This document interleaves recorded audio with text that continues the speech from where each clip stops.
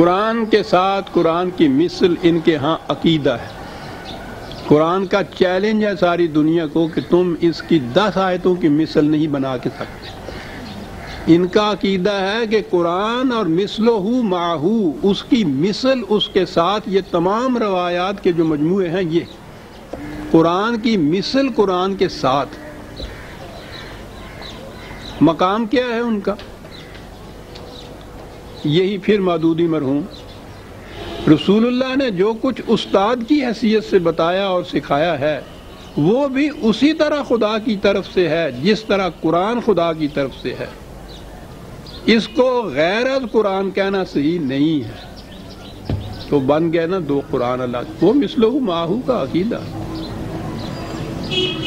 چلیے صاحب، برابر برابر ہی تم نے رکھا، شکریہ جناب کا، متوازی تو چلایا۔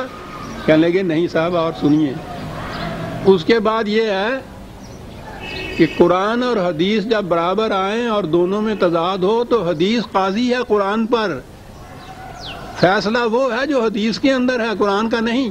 اور آگے بڑھے تو کہا کہ حدیث قرآن کی آیت کو منسوخ کر سکتی ہے۔ پہلے تو مثلہ معہو ہوا، اکیلا قرآن نہیں، اکیلے قرآن میں شریعت ماننے والے کافر ہیں۔ دونوں کو اکٹھا لائے، مثلہ معہو پہلے یہ چیز کہی، وحی کی 2 قسمیں بنائیں، ایک وحی قرآن کے اندر، ایک وحی ان چیزوں کے اندر۔ چلیے 2 برابر کی قسمیں صحیح نہیں، پھر یہ وحی جو ہے یہ روایات کے اندر یہ 6 ایرانی جامعین جو تھے حدیثوں کے، ان کا اکٹھا کیا ہوا یہ جو مواد ہے حدیثوں کی کتابوں میں، ان کی کیفیت یہ ہے کہ یہ قرآن پہ قاضی ہیں، قرآن کو منسوخ کر سکتے ہیں۔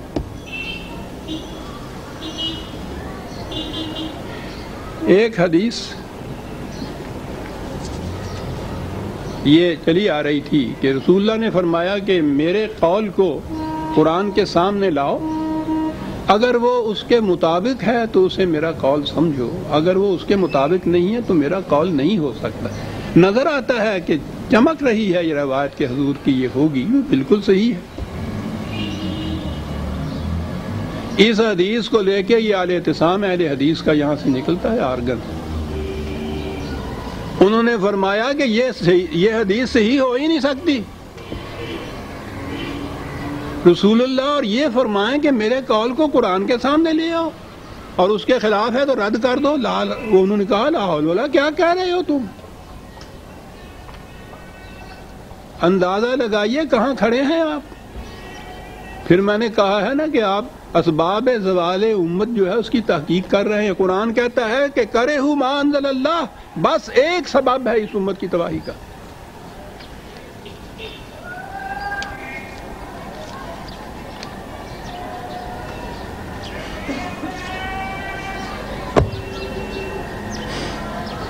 آگے بڑھیے،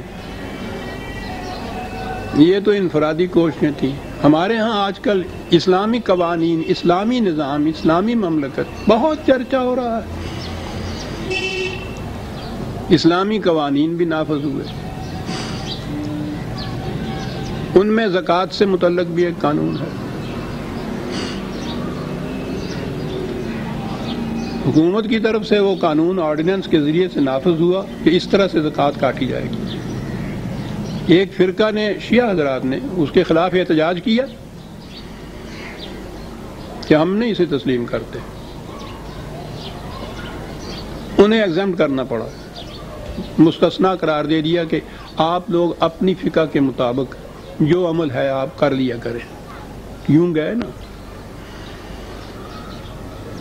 جب انہوں نے یہ بات کہی تو باقی فرقوں نے کہا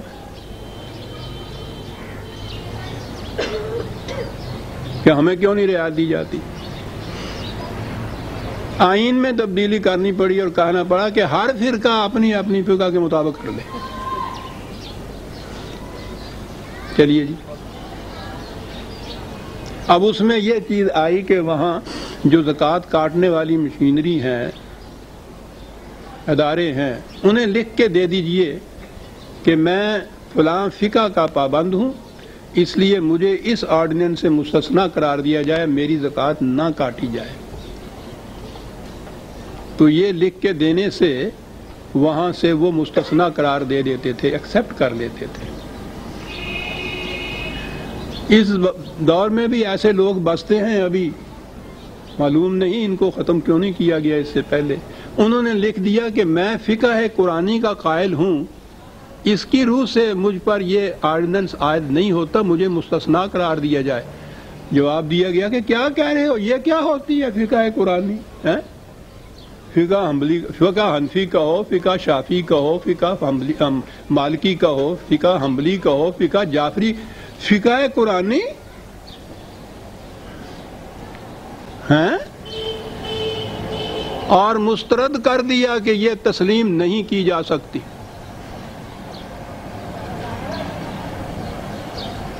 سنتے ہیں کرے ہو ما انزل اللہ۔ میں ان سے خط و کتاب کر رہا ہوں کہ لکھ کے بھیجیے، جواب نہیں دے رہے۔ جنہوں نے لکھ کے بھیجا تھا فقہ قرآنی، انہیں جواب دے دیا کہ یہ نہیں تسلیم کی جا سکتی۔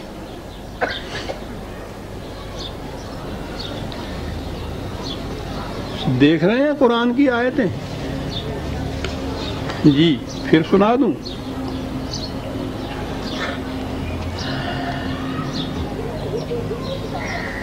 وہی جو 45ویں آیت 39/45، اذا ذکر اللہ وحدہ اشمئزت قلوب الذین لا یؤمنون بالآخرۃ واذا ذکر الذین من دونہ اذا ہم یستبشرون۔ خدا کے سوا بات اور انسانوں کی کرو گے نا تو بہت خوش ہو جائیں گے۔ بات ہوئی نا، ہم مستثنا قرار دیتے ہیں صاحب، خدا کی فقہ تم کہتے لا کے ساتھ یہ کیسے تسلیم کی جائے؟ اسلام کے نام پہ مملکت کہہ رہے ہیں، قوانین کہا جا رہا ہے، نظام کہا جا رہا ہے۔ عملاً یہ بات یہ نہیں ہے کہ زبانی کلامی لوگوں سے کہا جا رہا ہے، لکھ کے بھیجا جا رہا ہے کہ ان فقہوں میں سے کسی فقہ کو مانو تو پھر تو مستثنا قرار دو گے۔ انہوں نے لکھ کے بھیجا کہ صاحب یہ تو فرقہ بندی ہے۔ کہا آئین کے اندر بھی تو ہم نے یہ لکھ دیا ہے کہ ہر فرقہ اپنی فقہ کے مطابق یہ کہے۔ انہوں نے لکھ کے بھیج دیا کہ صاحب فرقہ بندی تو قرآن کی روح سے شرک ہے، تو ہمیں مجبور کیا جا رہا ہے کہ ہم شرک کے مرتکب ہوں۔ کہا اس کی روح سے تو آپ کو کسی فرقہ کے ساتھ متمسک ہونا ہی پڑے گا۔ اس دور میں مسلمان ہو کر اور پھر توحید پرست ہونا، یہاں تو مسلمان رہ وہ سکتا ہے جو شرک کا مرتکب ہو، کسی نہ کسی فرقے کے ساتھ آپ کو متمسک ہونا پڑے گا۔ یہ چیزیں نظری نہیں میں کہہ رہا، یہ عملاً ہو رہا ہے جو میں عرض کر رہا ہوں۔ آپ میں وہ اب آپ بیٹھے ہوئے ہوں گے میرا خیال ہے جنہوں نے یہ لکھ کے بھیجا تھا اور ان کو جواب مل گیا۔ میرے پاس ہیں ان کے جواب کہ قرآنی فقہ نہیں تسلیم کی جا سکتی۔ سن رہے ہیں آپ؟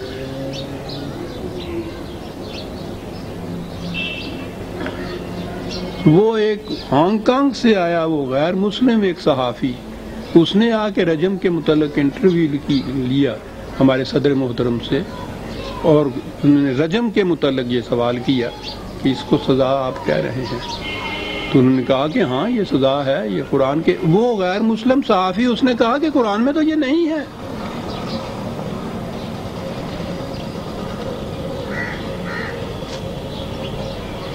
انہوں نے کہا کہ اس کے باوجود یہ شریعت کا حکم ہے۔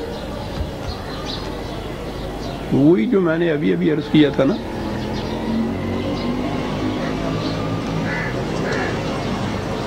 کہ جو لوگ صرف قرآن سے شریعت کو محدود سمجھتے ہیں وہ کافر ہیں، کافر ہیں۔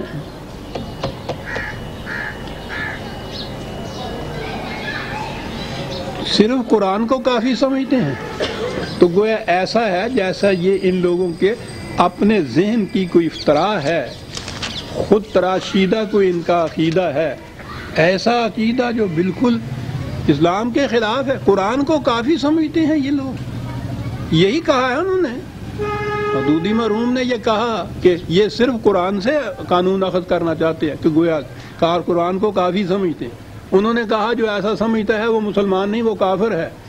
اور اللہ تعالیٰ کہتا ہے اولم یکفہم انا انزلنا علیک الکتاب یتلی علیہم، کیا یہ لوگ اسے کافی نہیں سمجھتے جو ہم نے نازل کر دیا ہے؟ کہتے ہیں ہم کافی نہیں سمجھتے۔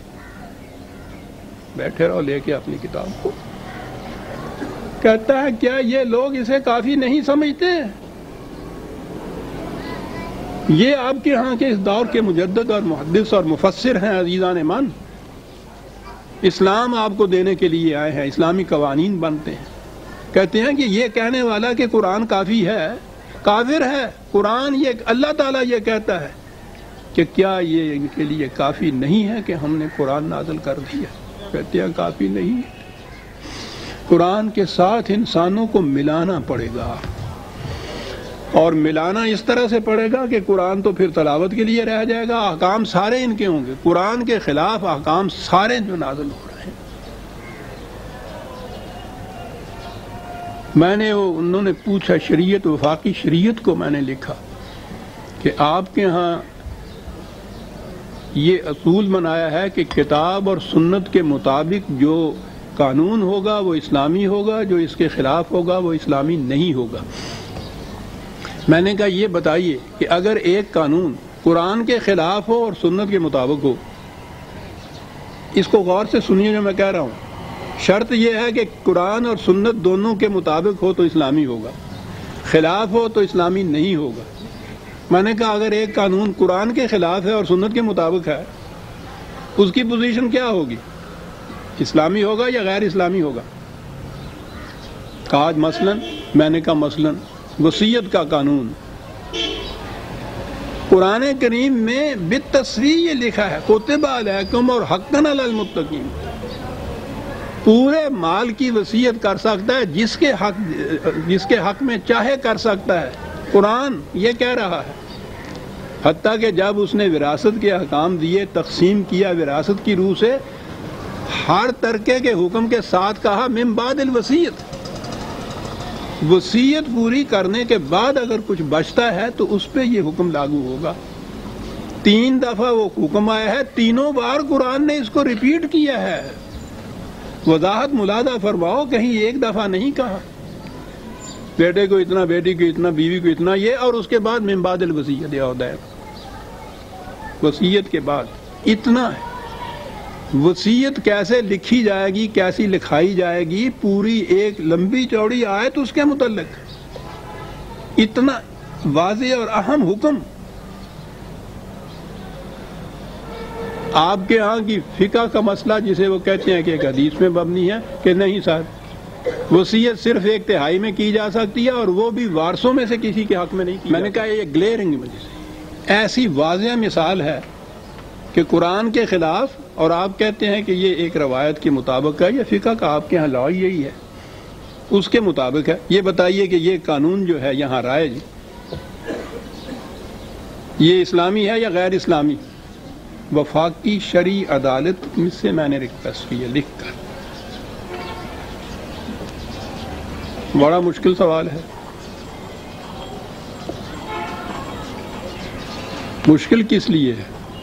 جرأت کی ضرورت ہے نا۔ کہا کہ یہ وصیت کا مسئلہ جو ہے وہ پرسنل لا کے تابع آتا ہے، اور پرسنل لا جو ہیں وہ وفاقی شرعی عدالت کے احاطہ اقتدار میں نہیں آتے، اس لیے ہم اس کے متعلق کچھ نہیں کہہ سکتے۔ میں نے کہا جی وصیت کی بات میں نہیں پوچھتا، وہ تو میں نے ایک مثال دی تھی آپ کو کیا سے احکام ہے۔ میں یہ اصول پوچھتا ہوں کہ اگر ایک قانون قرآن کے خلاف ہو، سنت کے مطابق ہو، تو آپ کی عدالت اسے اسلامی تسلیم کرے گی یا غیر اسلامی؟ اس کا جواب نہیں دیتے۔